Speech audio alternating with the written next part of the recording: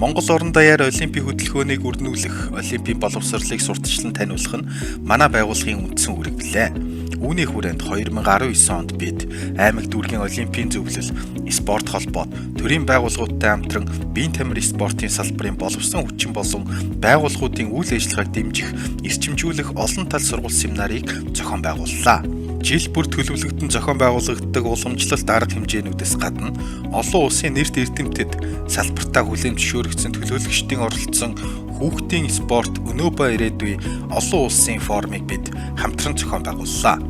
Уг арга хэмжээнд Оросын холбооны улс, Энэтхэг, Япон, Монголын 100 гаруй судлаач эрдэмтэд оролцож форумын үр дүн баталсан эмэгтэйглийг хэвлэн спортын салбарын төрийн бус байгууллагууд болон ихтэй сургуулиудад тарааж олон нийтийн хүртэл болгов. Монголын үндэсний Олимпийн орооноос 2019 онд олон улсын Олимпийн өдрийн хүрээнд буухайг үлдийн тэмцээн болон хүндэтгэл үзүүлэх ёслолын арга хэмжээг Монголын тамирчдын өдрийн хамтран зохион байгууллаа. Мөн Токио 2020 Олимпийн наадамд оролцох Монголын баг тамирчдыг дэмжих, сурталчлах зорилгоор Монгол улсын 4 цэгт аялах Олимпийн бамбарын буухайг Баян-Улгийн аймгийн Алтай нурууны Алтай 5 богдоос эхлүүллээ. Монгол улс анх удаа Олимпийн наадамд оролцсны 55 жилийн ой 2019 онд тохиосон билээ. Үүний хүрээнд 2019 оны 10 дугаар сарын 10-ны өдөр дурсамж уулзалтыг зохион байгуулж Ахмад тамирчид, дасгалжуулагчид өргөнөөр оролцов. Энэ үеэр Монголын багийн ахлагч, дипломатч, волейболын холбооны ерөнхийлөгч Бадамтарын Балдаа агсны Монголын спортын олимпизмын хөгжлийн түүхэнд оруулсан хувь нэмрийг эргэн дурслаа. Өсвөр үеийнхэнд Олимпийн соёл, түүх үнэт зүйлийг түгээн дэлгэрүүлэх, Олимпийн боловсрол ба бие бэлтрийн хүмүүжлийг эзэмшүүлэх, эдгээрээр дамжуулан өв тэгш хөгжлийг нь хангах, авиас чадварыг нь нээн илрүүлэх, мөн Олимпийн танхимуудын үйл ажиллагаа боловсронгүй болгох, биеийн тамирын багш нарын бүтээлч, идэвх санаачлаг болон хөдөлмөрийн үнэлэмжийг дээшлүүлэх зорилгоор Монголын үндэсний Олимпийн хороо, Монголын үндэсний Олимпийн академиас хамтран Олимпийн боловсрол ба бие бэлтрийн хүмүүжил сэдэвт болцолт дуралдааныг Монгол улсын нийт ерөнхий боловсролын сургуулиудын дунд 2019 оны 3 дугаар сараас эхлүүлээд буй. Одоогоор бид нийт аймаг дүүргүүдийн Олимпийн зөвлөлттэй хамтран 12 спортын холбоод 3 телевизтэй хамтран ажиллах гэрээ байгуулан ажиллаж байна.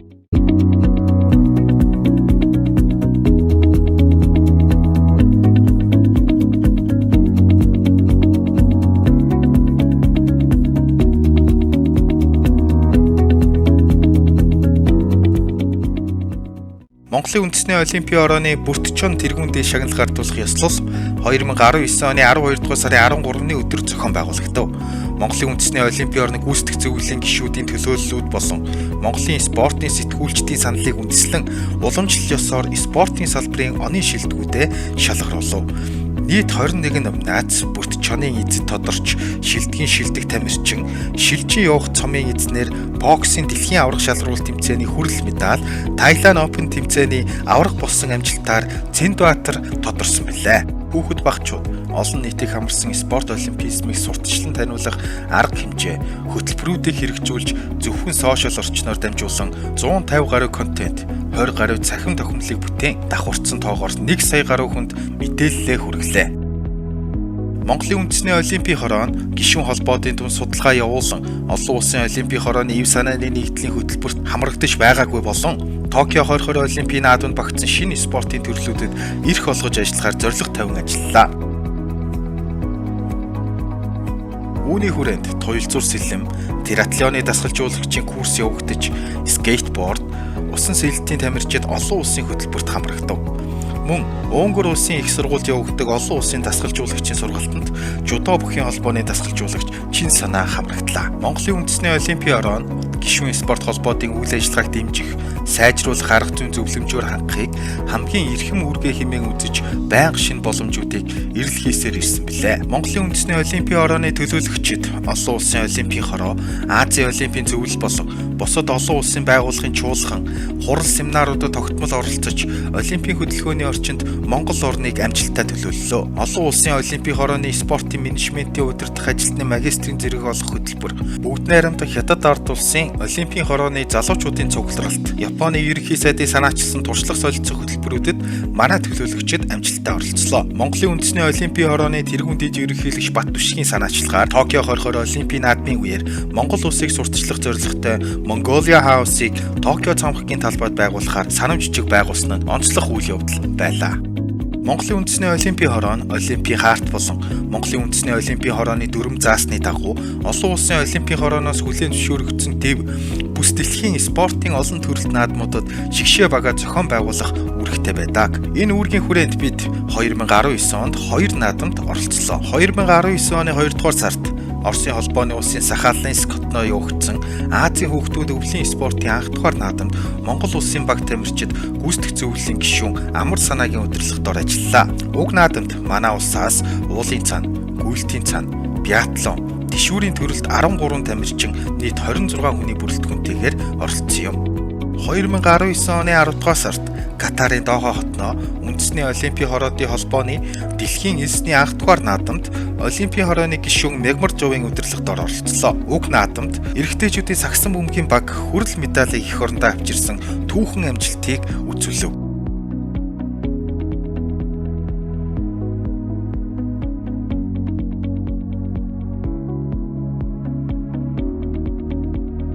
Монголын үндэсний Олимпийн орны гүйцэтгэх зөвлөлийн гишүүдийн хурал 2019 онд 6 удаа явагдсан бөгөөд 3 дугаар сард Монголын үндэсний Олимпийн орны бүх гишүүдийн хурал 11-р сард Монголын үндэсний Олимпийн орны гишүүдийн ээлжид бус хурлыг тус зохион байгууллаа. Монголын үндэсний Олимпийн хороо нь Олимпийн хөдөлгөөнийг хамгаалан хөгжүүлэх үйлсэд оруулсан хувь нэмрийг үнэлэн Алтан од одонгоор 4 хүнийг, Алтан очир одонгоор 19 хүнийг шагналаа. Мөн салбарын зүтгэлтэн тамирчид ажилтнуудын нийгмийн асуудлуудыг шийдвэрлэх зорилгоор эмчилгээний болон санхүүгийн буцалтгүй тусламжийн чиглэлээр 24 хүнд дэмжлэг үзүүлв. Мөн Монголын үндэсний Олимпийн орны байрны орчин нөхцөлийг сайжруулах чиглэлийн хүрээнд дэс дараасан засварын ажлуудыг хийж гүйцэтгэлээ. Монголын үндэсний Олимпийн хороо нь Олимпийн хөдөлгөөний үн цэнийг нэмэгдүүлэх, түншлэлийг нэмэгдүүлэх тал дээр анхааран ажиллаж, үүний хүрээнд Домин Холдинг, E-Mart, Skytel зэрэг салбартаа тэргүүлэгч байгууллагуудтай хамтын ажиллагааны гэрээг үзэглэв.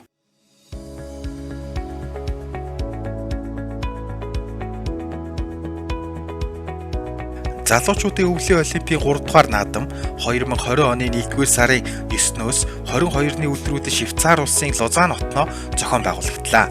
Дэлхийн 70 гаруй орны 1800 гаруй тамирчид спортын 16 төрлөөр 81 багц медалийн төлөө өрсөлдсөн тус наадамд гүйцэтгэх зөвлөлийн гишүүн Амар жаргалын удирдлагадор Монголын баг тамирчид гүйлтийн цана, биатлоны төрлөөр 6 тамирчин тоосоо өргөв. Биатлоны эрэгтэйчүүдийн 12.5 км-ийн зайд нийт 99 тамирчин өрсөлдсөнөөс манай тамирчин их сайхан нь 12 дугаар байр шалгарсан нь Аз твийн орнуудаас тэргуунд орж Монголын биатлончдын түүхэн амжилтыг бүтээсэн билээ. 2020 онд бид дэлхийд дахинаа тархаад буй COVID-19 цар тахлын улмаас бидний төлөвлөд байсан олон ажлууд хойшлогдож, цахим үйл ажиллагааг түлхүү эрчимжүүлэн хэрэгжүүллээ. Үүний хүрээнд COVID-19 цар тахлын үеийн болон түүний дараах үеийн нөхцөл байдал биеийн тамир спорт ба Олимпийн хөдөлгөөнд тулгарч буй асуудлуудыг хилэлцэх, тэдгээрийг шийдвэрлэх арга замуудыг тодорхойлох зорилгоор биеийн тамир спорт, олимпизм, COVID-19 сэдвт цахим цуврал хилцүүлгийг нийт 5 удаа зохион байгуулав. Тус хилцүүлэгт спорт холбоод, Олимпийн зөвлөлүүд, багш дасгалжуулагчид, тамирчид, эрдэмтэн судлаачид зэрэг давхарцсан тоогоор 200 гаруй хүмүүс оролцож, өргөн хүрээнд санал бодлоо солилцсон хилэлцэв.